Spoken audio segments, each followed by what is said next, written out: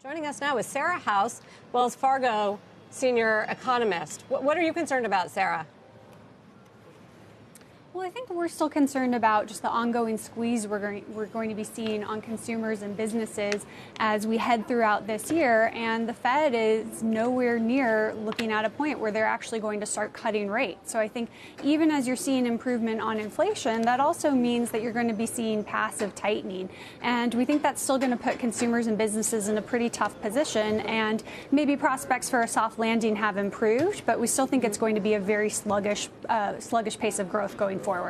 It all makes sense, but it's also the argument that has been used for the last now year and a half, since March 2022 when they started hiking interest rates. And against all odds, the consumer has held up really well, and the unemployment picture has also remained quite strong.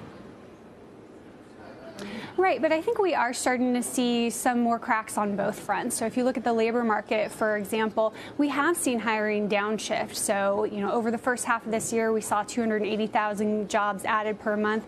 That's down from about 450 a year ago for that same time period. We are also seeing other signs like the average work week come down. And I think, generally speaking, less catch-up hiring to do. And then when we look at the consumer, so consumer spending has, of course, been augmented by those excess savings, by consumers tapping credit. But those savings are beginning to run dry. We're seeing consumers less willing to access what remaining excess savings exist. And of course, credit has tightened substantially in the consumer space. And we're now seeing both revolving and non-revolving credit growth slow. So I think some of the factors that have augmented the spending picture are beginning to dwindle. And that is contributing to that squeeze on consumer spending that we expect.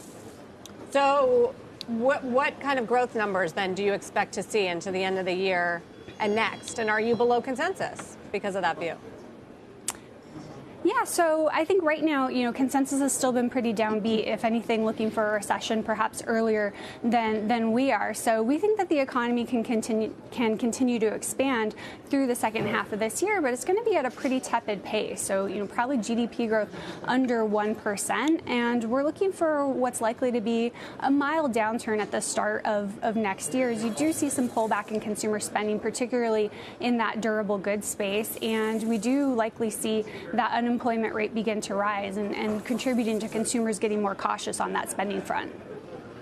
I mean, the one thing, Sarah, is you just don't hear it from a lot of the consumer companies yet, that they expect, some sort of sharp deterioration. And if anything, we hear and see some signs of acceleration recently in consumer confidence numbers, in some of the housing numbers, for instance, and some of even the manufacturing. I cited the Philly Fed yesterday. We know manufacturing is hurting, but some forward-looking indicators showing that things are improving. So it's just hard to reconcile that with what should be happening as a result of the lower rates and the lower employment gains. Well, some forward-looking indicators might be, but on net, you're still looking at a leading economic index that's down for the past 15 months. And I think when we look at some of the hard data, so even as you saw, at least in terms of some of the headline improvement in like the Philly Fed, if you look at some of the details, new orders, you combine it with what's happening with the New York Fed, you're still looking at some deterioration there. And we did see industrial production manufacturing decline over the past month. So I still think that we're looking at a period of pretty sluggish growth, even as we're maybe not seeing things decelerate quite as much as they did in the first half of the year.